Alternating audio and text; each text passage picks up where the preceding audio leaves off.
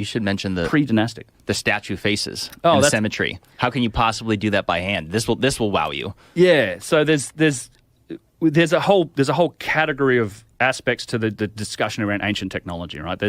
And I have to be kind of careful about what you say, oh, it is or it isn't, because in reality, we really haven't analysed that many artifacts. This vase work that we've done, first one we've actually taken a look at, that core, that's the first one and the only one that's really been analysed. So I characterise something that's beyond the capabilities of these primitive ancient civilizations as being, okay, machining marks, tool marks, like these giant circular saws, tube drills, precision, and there's elements to precision, and one of those is symmetry. And there's been some interesting studies done on the faces of giant statues. One in particular is the face of Ramses. There's a statue at Luxor. They've since put their head back up. It's up now 30 feet in the air on top of the statue, but it used to be on the ground.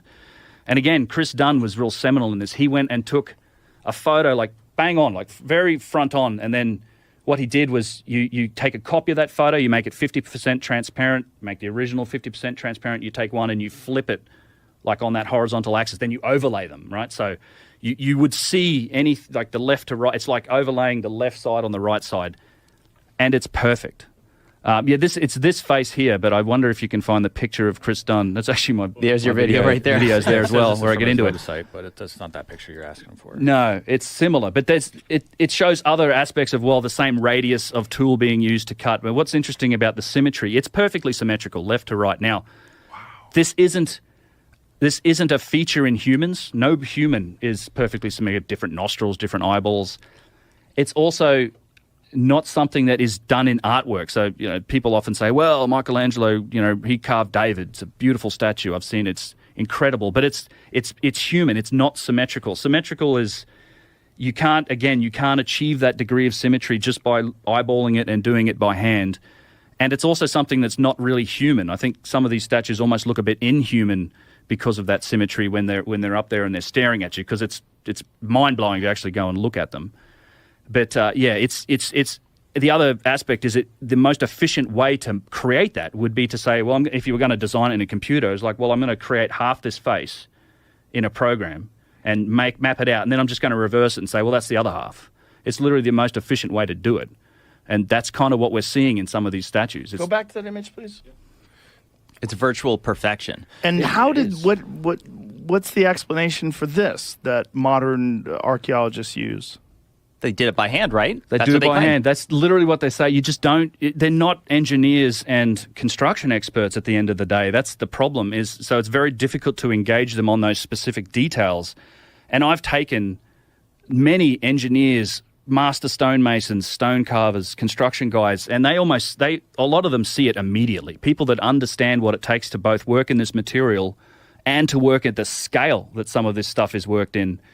They see it immediately, and they just dismiss the idea that this was done with literally pounding stones and, copper chisels. It's a funny thing. They insist those things are how they were done, but not once, no one ever has cut a single big slab of granite the size of a refrigerator in half. We've never gone that far. No one's demonstrated that, yep, you can take a copper bar and sand and grind your way through a refrigerator-sized block. And you're saying copper because we think that they didn't have steel back then. They didn't. Well, they didn't, and not until later. There's no evidence for it. There's evidence for copper and bronze. There's no evidence for it when we're talking about 2500 BC. Exactly. Now, if there was some sort of very sophisticated civilization that was tens of thousands of years before that, and they were wiped out, and then you're leaving behind these artifacts, and then people are claiming them as their own and then trying to copy them. Imitation was a huge part of it, and we even see that. You go to the Egyptian Museum, and there's these beautiful igneous stone vases made of granite, and right next to them, in the same display, because they're found in the same place, there's a rough pottery vase that's not even turned, just put together by hand, and they've painted it with dots to make it look like granite, and it's shaped the same way as the granite vase. That's pure imitation. Like this here. I love this. This is one of my favorite examples. And this is like either first dynasty or pre-dynastic. But yeah, you have a hard igneous stone vessel made with perfection, and right next to what's clearly an imitation of it made from pottery, and they've even dotted it up to make it look like granite. all the most sophisticated artifacts, pyramids, everything are all the oldest. It gets worse as it goes on, and that's not supposed to make sense. And like when last time I was on with you, Joe, I was trying to articulate a point, which was that there was, a Middle Kingdom, there was the First Kingdom, there was and there was these periods of revolt and revolution and missing history within Egypt, and there's 3 different kingdoms, and one of which was 126 years of lost history, another was over 200 years. And the one point to mention about that is that means that whoever took over and reestablished themselves, there's now no one alive at that period of time that was around prior to whatever it is that reset them, that government or whatever they were. Yeah. So if there's 126 years of lost history, no one is now alive to say what was what before that year one of 126 years, if that makes sense. Yeah. Yeah. I mean, it's 3,000 years. Like the dynastic Egyptian civilization itself is 3,000 years old. Now, they do trace that back 30+ thousand years. They describe a time that Zep Tepi, when the gods walked the earth. They literally talk about these magical abilities that you could interpret as technology. And then after that, there was the Shemsu Hor, the followers of Horus, these semi-divine mystical beings. And they have a list of kings and rulers that go back into that time. It's only in our interpretation and our archaeologists that really say, well, you know what, that's just myth and legend. And after that, we start Dynasty 1, King 1. That's actually history. But what is their justification? Like, why do they say that it's just myth and legend? Like, where are they getting this information from? Well, why are they making these?